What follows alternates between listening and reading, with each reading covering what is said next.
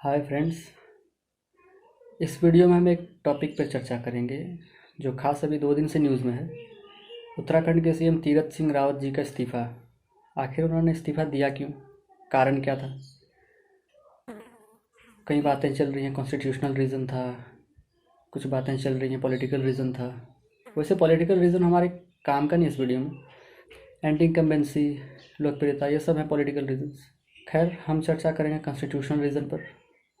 लेकिन constitutional reason को जानने से पहले एक बात हमें जाननी पड़ेगी कि चीफ मिनिस्टर की नियुक्ति होती कैसे है, इसका प्रोसेस क्या है। चीफ मिनिस्टर की जो नियुक्ति होती है यानी अपॉइंटमेंट ऑफ चीफ मिनिस्टर, वो राज्यपाल करते हैं।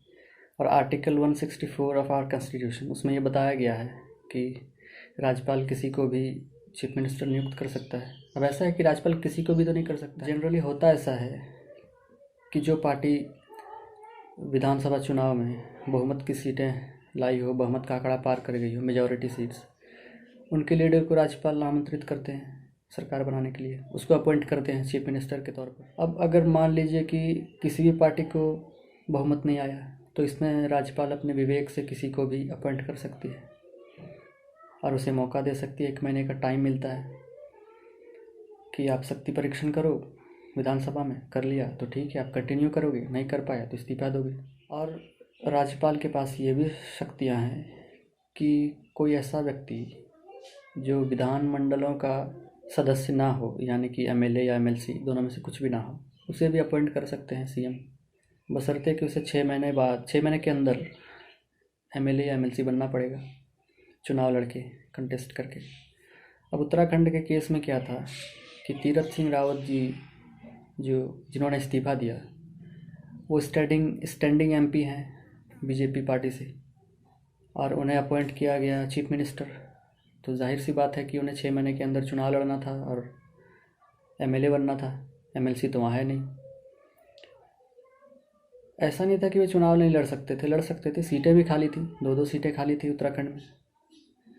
लेकिन बात ऐसा था कि कुछ कॉन्स्टिट्यूशनल रीजंस जो लोग बता रहे हैं उनके कारण से चुनाव स्थगित था या फिर नहीं हो सकता था। वो क्या थे? ऐसा है कि रिप्रेजेंटेशन ऑफ पीपल्स एक्ट 1951 के सेक्शन 151 में ये लिखा गया है, ये बताया गया है कि किसी भी राज्य में अगर उपचुनाव और फ्रेश इलेक्शंस के बीच साल भर से कम का अंतर हो तो उपचुनाव नहीं होता है, सीधा फ्रेश इलेक्शंस ही होगा। अब उत्तराखंड के केस में यही था, वहाँ साल भर के बाद चुनाव है, यानी कि 8 महीने बाद चुनाव है।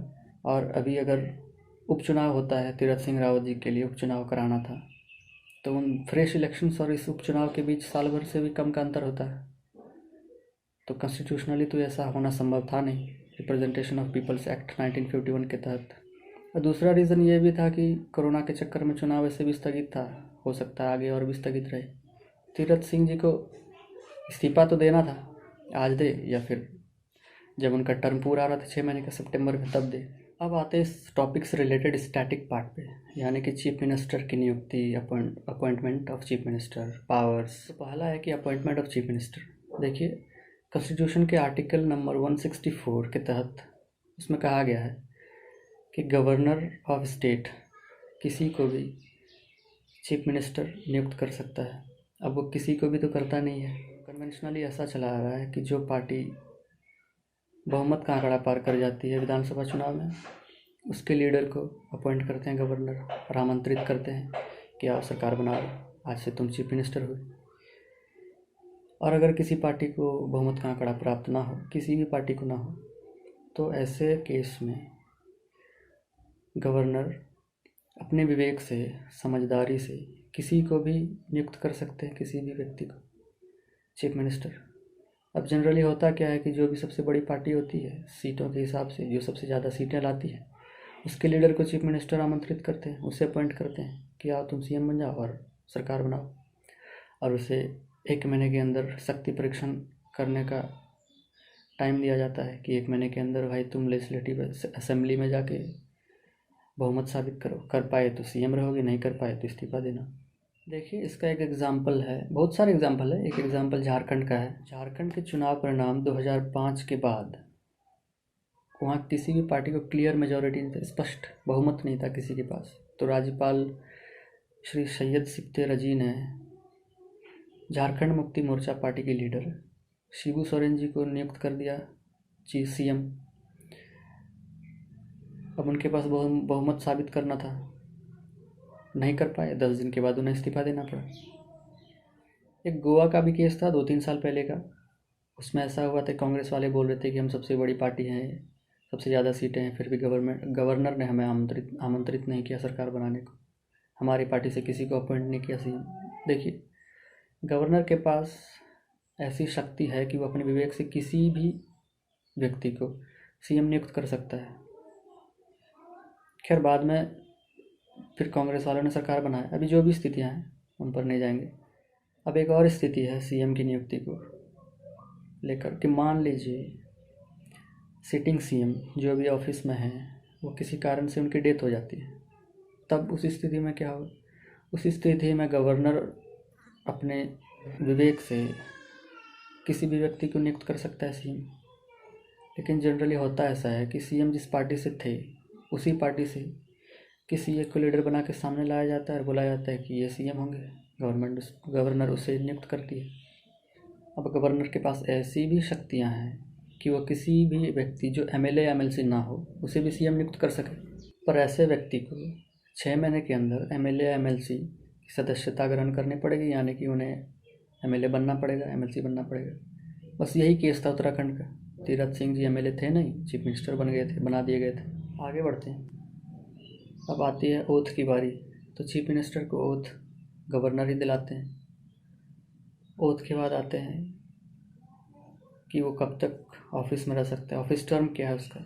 जब तक उसे विश्वास प्राप्त रहे लेजिस्लेटिव असेंबली की, तब तक। अगर किसी वजह से चीफ मिनिस्टर को लेजिस्लेटिव असेंबली का विश्वास प्राप्त ना रहा, उनके विरोध होने लगे, हटाने की बात चलने लगी, तो उन्हें रिज़ाइन करना पड़ता है। अगर वो नहीं करते हैं तो गवर्नर से हटा देते हैं। अब बात आती है CM के पावर की कि उसके पास कौन सी पावर है।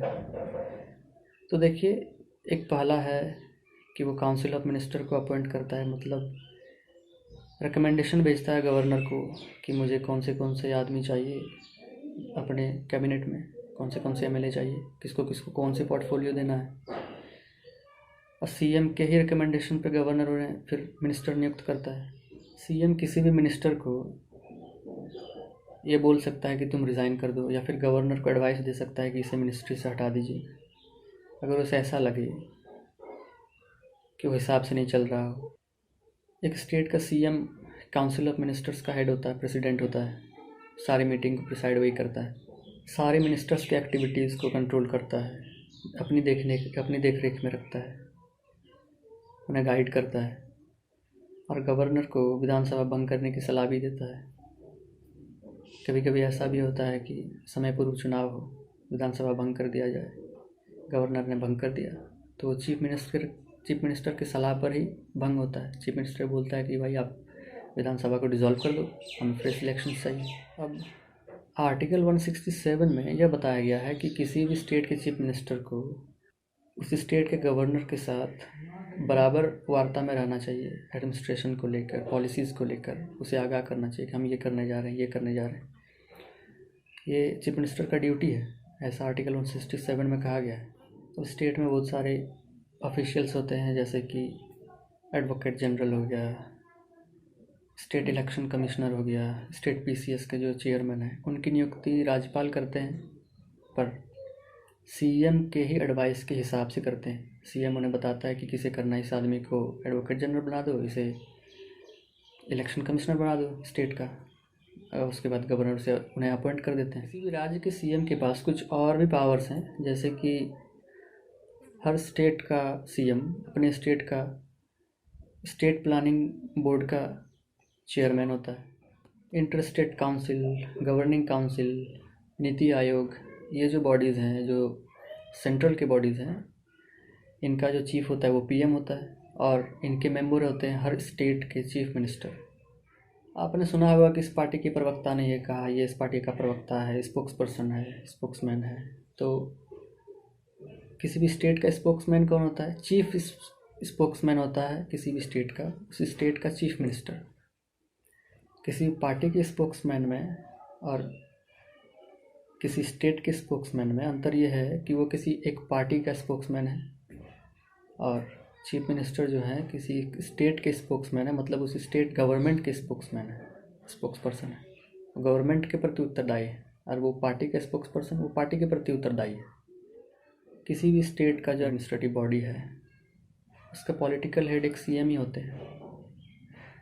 ये थी उनकी पावर। अब एक और चीज़, गवर्नर और सीएम में अंतर क्या है? अंतर तो ऐसे बहुत सारे हैं, पर एक ख़ास है जो जानना चाहिए कि गवर्नर को डी ज्यूरे एग्जीक्यूटिव कहा जाता है और चीफ मिनिस्टर को डी फैक्टो एग्जीक्यूटिव कहा जाता है। ये टेक्निकल वर्ड्स हैं, इसका मतलब क्या होता है ऐसे समझते हैं आसान भाषा में। डी ज्यूरे का मतलब कि वो शासक जो अभी अभी अपने शासन से हटने वाला है, हटा नहीं है, बस हटने ही वाला है, कुछ दिनों में हट जाएगा। और डी फैक्टो का मतलब वो जिसने पिछले शासक को हराया हो और वो अब शासन पद्धति संभालने वाला हो, संभालना शुरू नहीं किया है, बस संभालने वाला। तो गवर्नर को डी ज्यूरे बोला जाता है और चीफ मिनिस्टर को डी फैक्टो। आज के संदर्भ में ऐसा है कि डी ज्यूरे का मतलब नॉमिनेटिव और डी फैक्टो का मतलब रियल। तो आप देख ही सकते हैं गवर्नर तो हेड है स्टेट का, बट रियल हेड तो चीफ मिनिस्टर ही है। ऐसा बोला जाता है कि चीफ मिनिस्टर स्टेट गवर्नमेंट का हेड है, पर होता वही है स्टेट का भी।